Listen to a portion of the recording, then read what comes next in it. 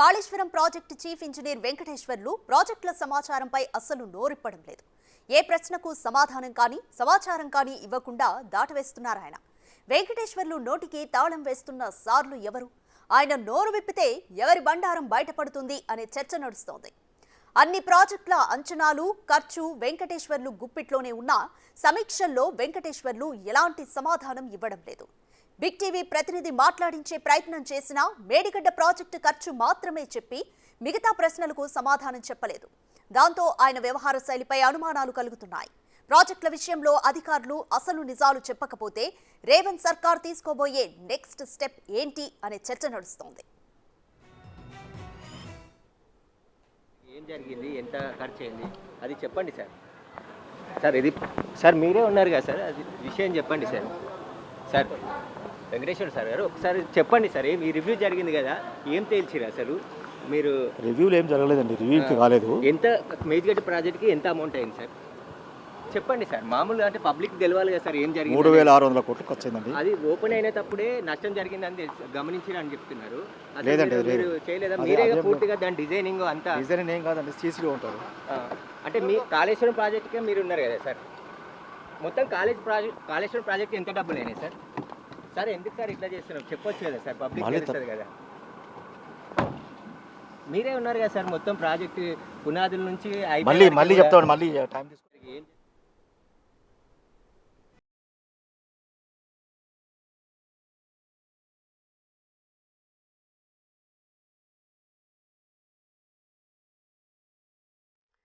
Complete details మా ప్రతినిధి సురేష్ అందిస్తారు.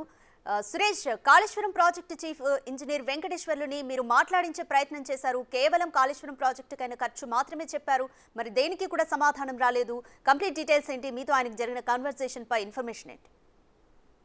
మొదటి నుంచి కూడా వెంకటేశ్వర్లకు సంబంధించి పూర్తిగా అనుమానాలే వ్యక్తం చేస్తున్నారు. నిన్న ఇరిగేషన్ ఆఫీస్ లో తెలంగాణకు సంబంధించిన చీఫ్ ఇంజనీర్లకు సంబంధించి రాహుల్ బొజ్జా సమక్షంలో సమీక్షా సమావేశం ఏర్పాటు చేయడం జరిగింది. దీనికి సంబంధించి తెలంగాణలో ఉన్న అన్ని ప్రాజెక్టులకు సంబంధించి వివరాలు అడిగి తెలుసుకోవడంతో పాటు మేడిగడ్డకు సంబంధించి కుంగుపాటు గురించి వెంకటేశ్వరరావుని ప్రత్యేకంగా గంట సేపు పాటు కూడా వివరాలు అడిగి తెలుసుకోవడం జరిగింది. దీనిపైనే ఆయన ఎలాంటి సమాధానం చెప్పకుండా అసలు మేడిగడ్డ ప్రాజెక్టు ప్రారంభమైన నుంచి ఇప్పటి వరకు కూడా ఆయననే చీఫ్ ఇంజనీర్ గా విధులు నిర్వహిస్తున్నారు. ఆయనకే మొత్తం ఈ వ్యవహారానికి సంబంధించి పనుల విషయంలో కావచ్చు, బిల్లుల చెల్లింపుల విషయంలో కావచ్చు, ప్రాజెక్టు నాణ్యత, అదేవిధంగా పర్యవేక్షణ, అన్ని వివరాలు కూడా వెంకటేశ్వర్లకే తెలుసు. కానీ ఇప్పుడు విజిలెన్స్ అధికారులకు కానీ ప్రభుత్వానికి కానీ సరైన సమాచారం ఇవ్వకుండా మౌనంగా ఉంటున్నాడు. అసలు దేనికి సమాధానం చెప్పకుండా ఎందుకు ప్రాజెక్టు విలువ పెంచాల్సి వచ్చింది? ప్రాజెక్టుకు సంబంధించిన మొదట ఎస్టిమేషన్ 3000 కోట్ల చిల్లర పెట్టగా దానికి సంబంధించి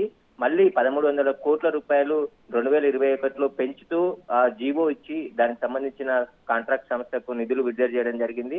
పనులు పూర్తి కాకుండానే ఏదైతే కంప్లీట్ అయినట్టు సర్టిఫికేట్లు 3 సార్లు జారీ చేయడం పట్ల ఎందుకు జారీ చేయాల్సి వచ్చిందని కూడా అడిగి ఆయన తెలుసుకున్నారు. కానీ దానికి కూడా ఆయన సమాధానం చెప్పలేదు. అసలు ప్రాజెక్టు ఎప్పుడు పూర్తయింది, అసలు ఎప్పుడు సర్టిఫికేట్ మీరు ఎల్ఎన్టీకి ఇచ్చారనే దానిపైన కూడా ఆయన వివరాలు చెప్పలేదు. ఇప్పటికీ కూడా ఆయనకు సంబంధించి భారీగా అవినీతికి పాల్పడ్డట్టు ఆరోపణలు ఉన్నాయి. ఎందుకంటే కాళేశ్వరం ప్రాజెక్టుకు సంబంధించి మొత్తం డబ్బులు ఎన్ని ఖర్చు అయినాయని కూడా ఇప్పటి వరకు విజిలెన్స్ అధికారులకు వెంకటేశ్వర్ చెప్పలేదు. దానికి సంబంధించి అసలు బిల్లు ఎంత నిధులు విడుదల చేశారు, ఎంత ఖర్చు అయింది, అసలు దానికి సంబంధించిన పూర్తి ఇన్ఫర్మేషన్ ఇవ్వమన్నప్పటికీ కూడా వెంకటేశ్వర్లు ఏ మాట దానికి సమాధానం చెప్పట్లేదు. దానికి పూర్తిగా ఆయన సహకరించట్లేదు. గత ప్రభుత్వంలో ఉన్న పెద్దల అండదండలతో ఆయన రిటైర్డ్ అయినప్పటికీ కూడా ఆయననే చీఫ్ ఇంజనీర్ గా కాళేశ్వరం ప్రాజెక్ట్ కి నియమించడం జరిగింది. ఇప్పటికీ ఇంకా కొనసాగుతూనే ఉన్నాడు. గవర్నమెంట్ దిగిపోయే ఒక నెల ముందు కూడా ఆయనని మరో సంవత్సరం పాటు పొడిగించడం జరిగింది. దీనికి సంబంధించి విజిలెన్స్ అధికారులు సరైన ఇన్ఫర్మేషన్ ఇవ్వట్లేదని చెప్పేసి కూడా ప్రభుత్వానికి